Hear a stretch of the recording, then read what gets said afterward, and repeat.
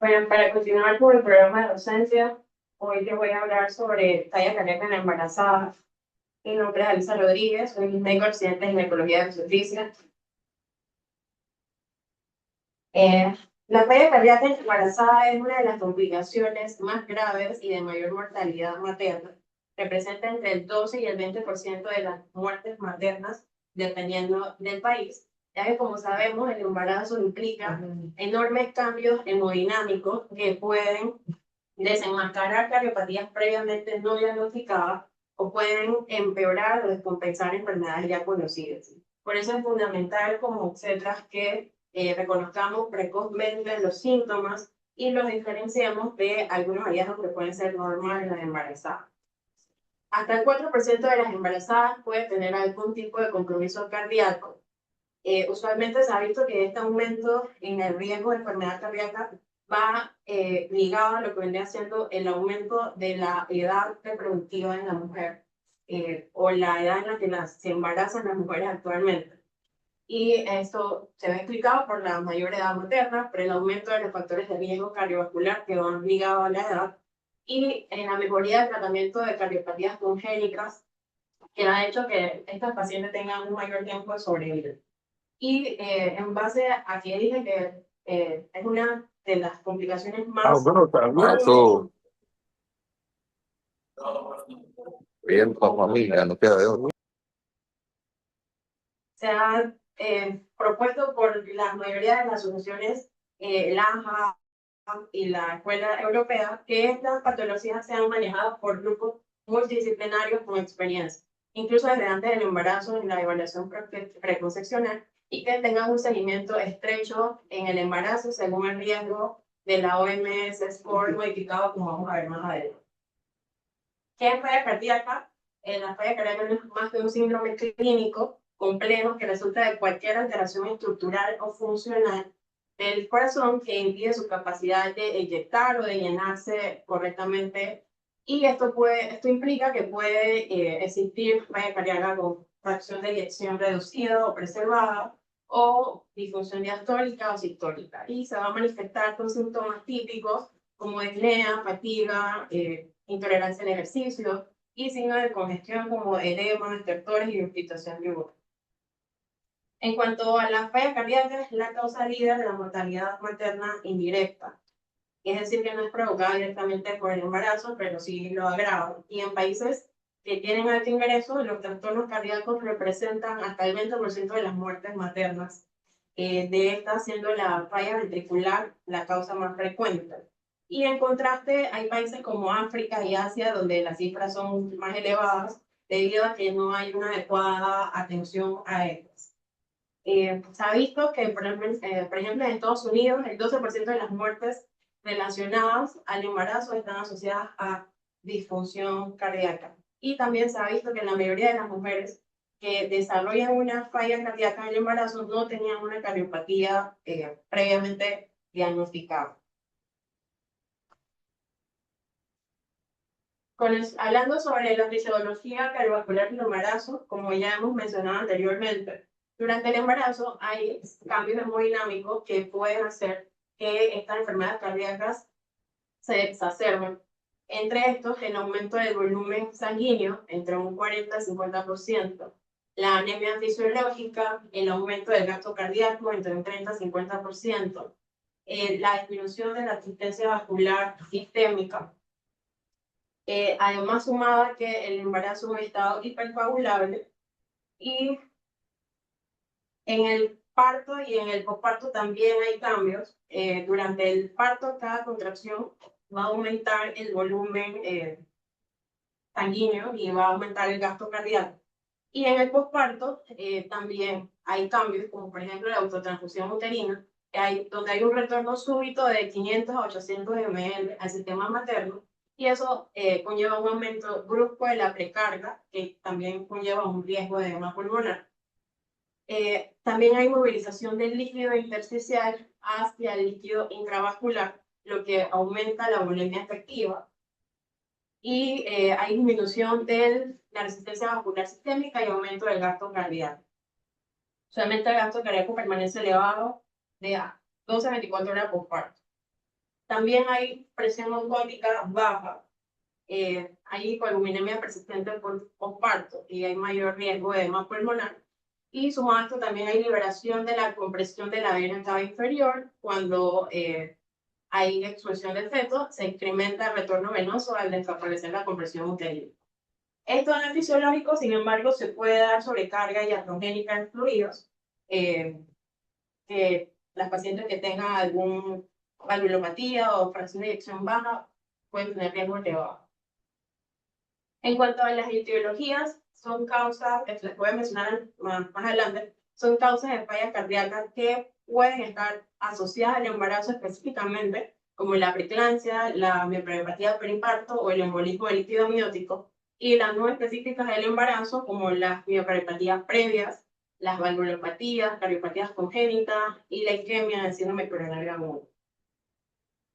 Entonces, esto es un cuadro que resume las posibles causas de insuficiencia cardíaca durante el embarazo, donde podemos ver que va desde miocardiopatías, que son, o que pueden tener historia familiar, como la miocardiopatía hipertrófica y la dilatada, hasta miocardiopatía por estrés o síndrome de Takotsubo, que se puede dar durante la labor del parto y el parto, y la cardiomiopatía periparto, que es un diagnóstico de exclusión, como vamos a ver más adelante. También aquí se describen, por ejemplo, las miocardiopatías inducidas por quimioterapia, que se deben sospechar en pacientes que hayan recibido radioterapia torácica o antraciclinas y otras causas. Hablando un poco ya sobre las causas que pueden provocar falla cardíaca específica en el embarazo, está la preeclampsia. Entonces, ¿por qué la preeclampsia puede causar falla cardíaca? La preeclampsia provoca un aumento de la resistencia vascular sistémica. Eso lleva a que haya un aumento en la poscarga del corazón. Y esto hace que el corazón sea menos complaciente, por decirlo así, y lleva a una disfunción diastólica, que es una de las causas de edema pulmonar. Aparte de esto, la disfunción endotelial en la preeclampsia puede llevar a vasoespasmo, a fuga capilar y a edema pulmonar. O sea, son dos mecanismos que pueden causar edema pulmonar. Y además, asociado a esto, si lo vemos de manera iatrogénica, si le aumentamos los líquidos o fluidos intravenosos, podemos precipitar que se den esto.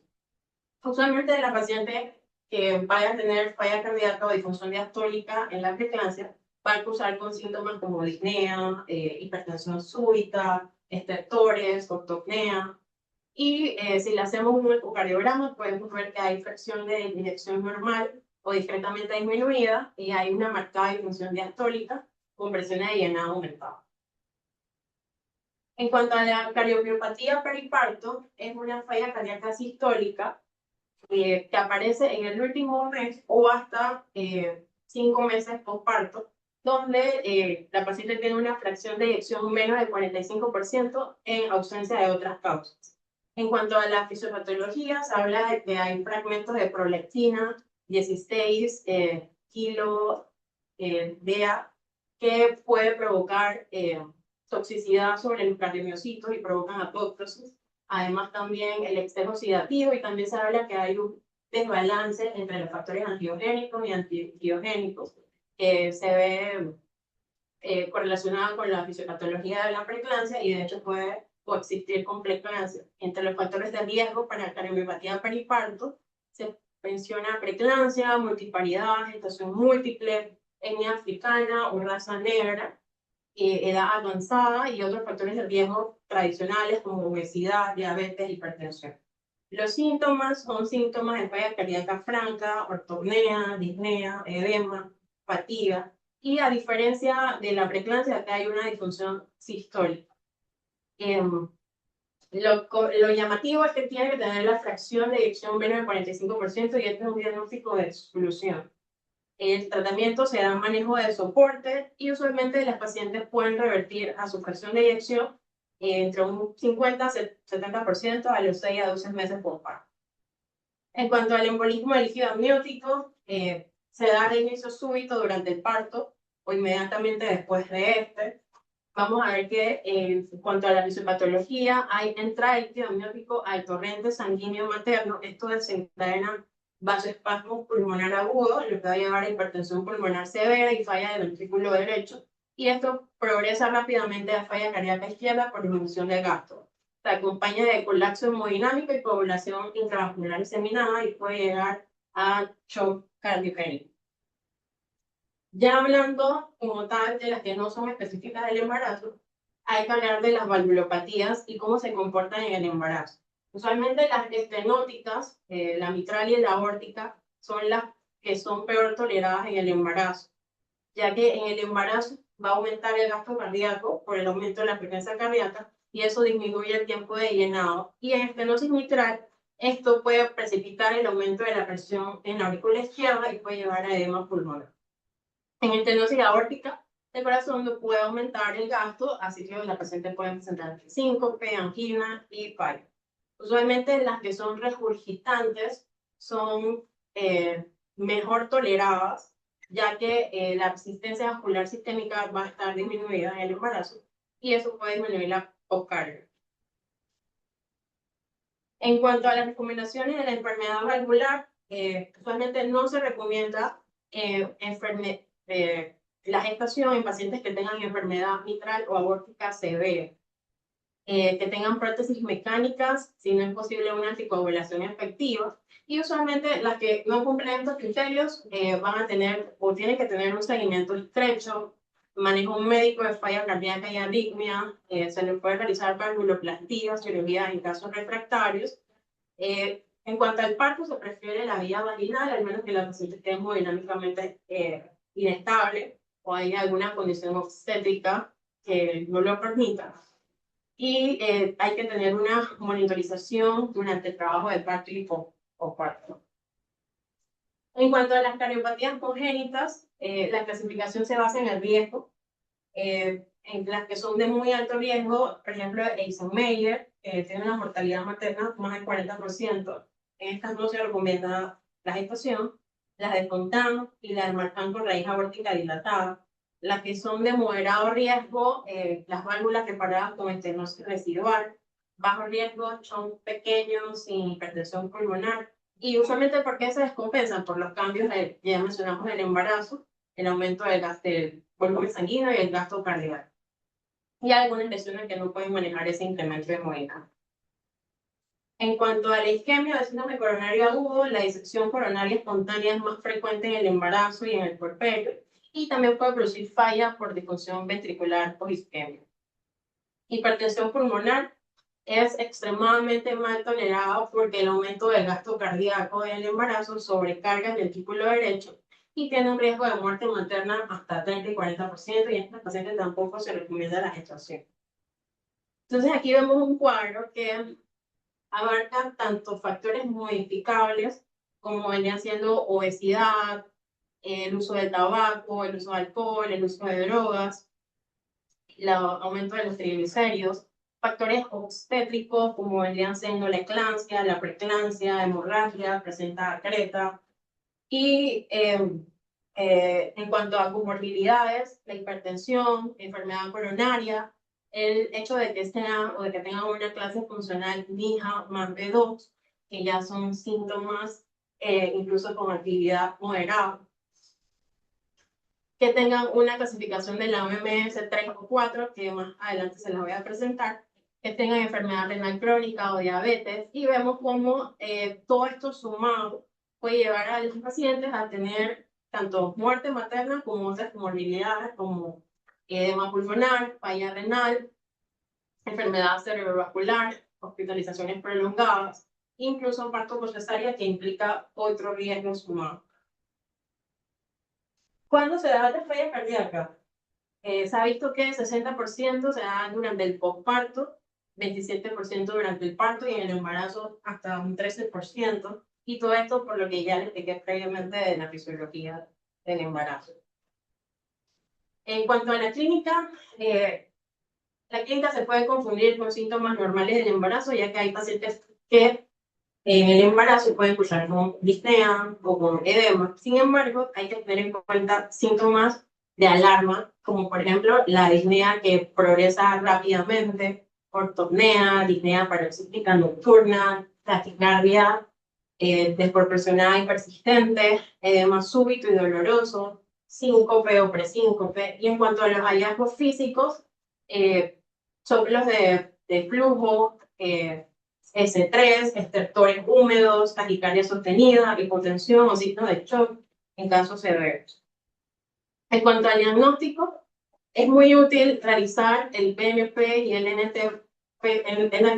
NT-proBNP en el embarazo, ya que esto no se eleva fisiológicamente, por lo que si está elevado es una falla cardíaca verdadera. En cuanto a las imágenes, se puede realizar radiografía de tórax, buscando congestión pulmonar, cardiomegalia, y ecocardiograma, que es el estudio más importante porque vamos a evaluar la fracción de eyección, la función diastólica, las presiones pulmonares y la función del ventrículo derecho.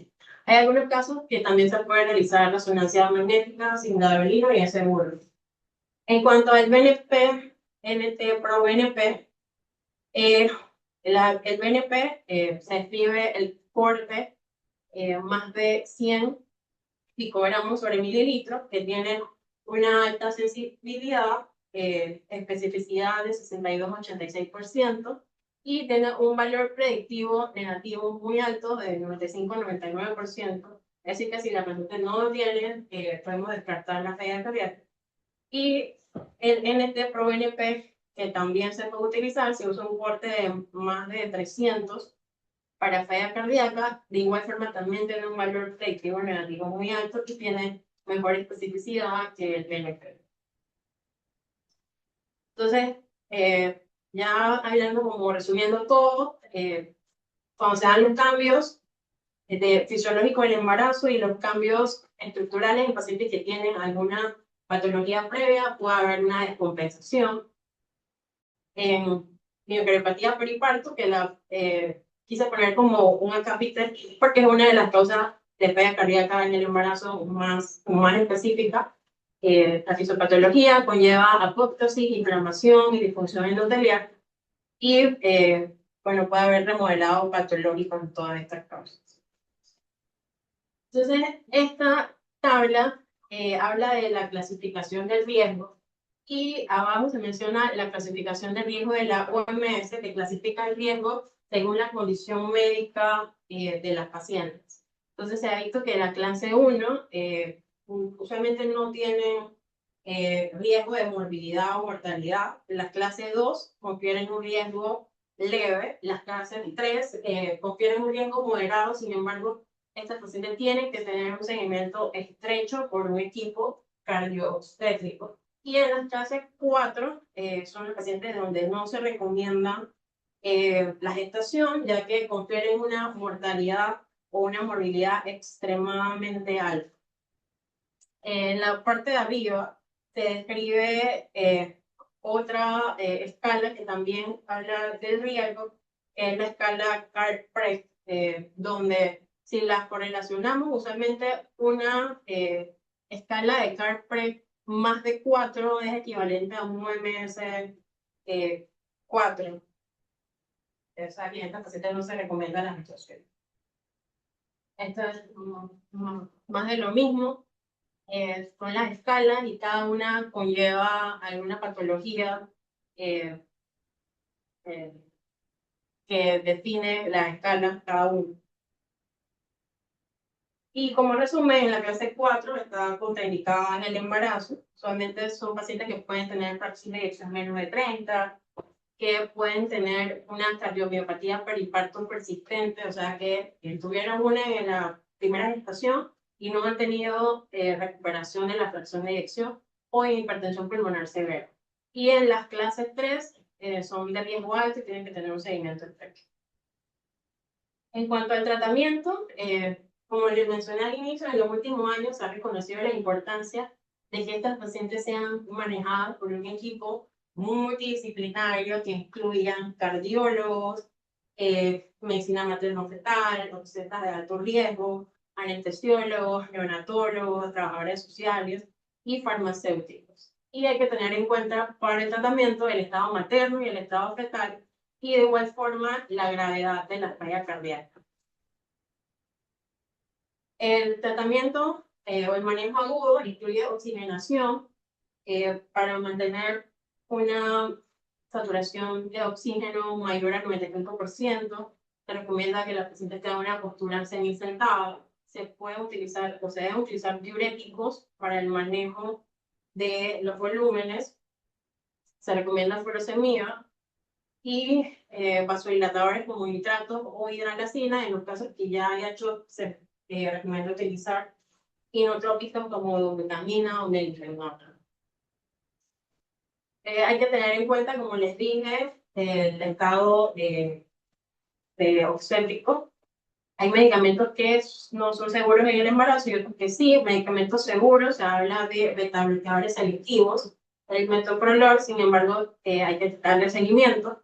La digoxina, heparinas, los nitratos y la hidralacina.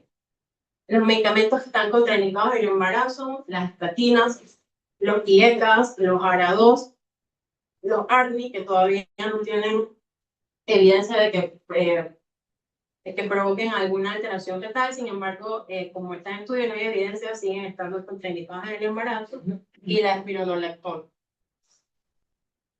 En terapias avanzadas se habla de ECMO, peno arterioso, en shock cardiogénico refractario, balón de contrapulsación como puente hacia manejo definitivo, como trasplante, y asistencia ventricular temporal, especialmente en pacientes que tengan mioperiopatía periparto fulminante.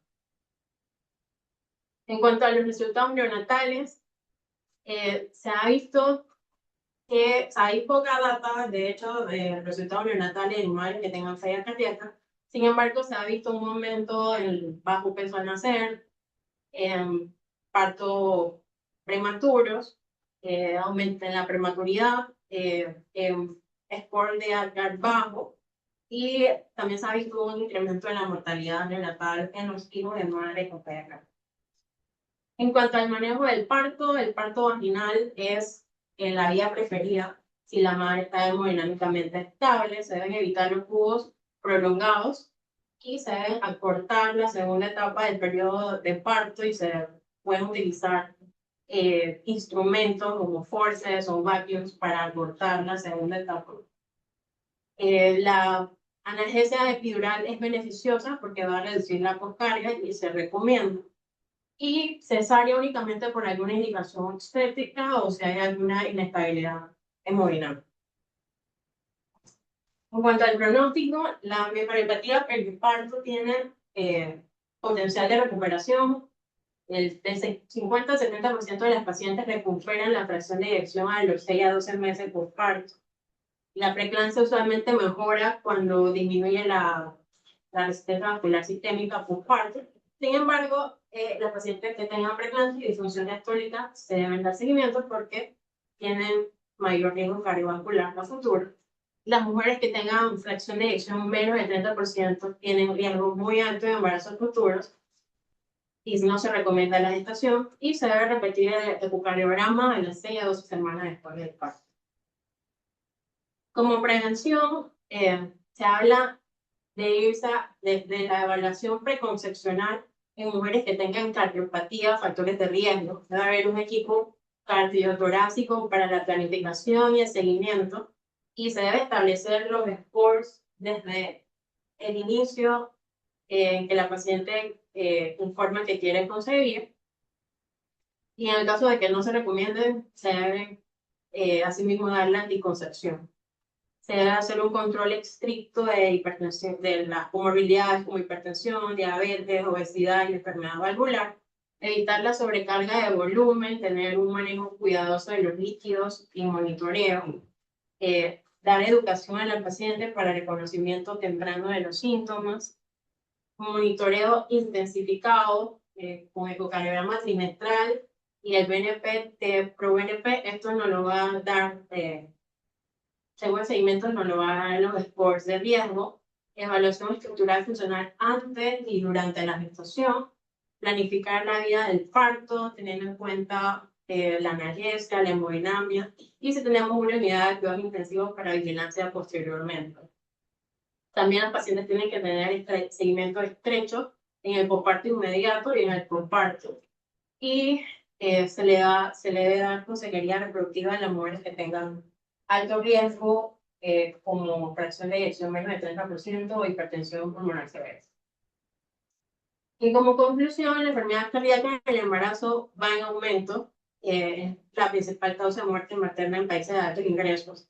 El embarazo es un periodo que conlleva descompensación de cardiopatías preexistentes o desarrollo de cardiopatías específicas. Se requiere un alto nivel de sospecha porque el diagnóstico es retador, ya que le dije que pueden simular cambios normales en las embarazadas. Los péptidos natriuréticos y los electrocardiogramas son fundamentales para el diagnóstico y el seguimiento. Y lo recomendado es que estas pacientes sean manejados por un equipo multidisciplinario, donde deben haber un equipo cardio-obstetra, ya que el tratamiento es muy complejo. Gracias.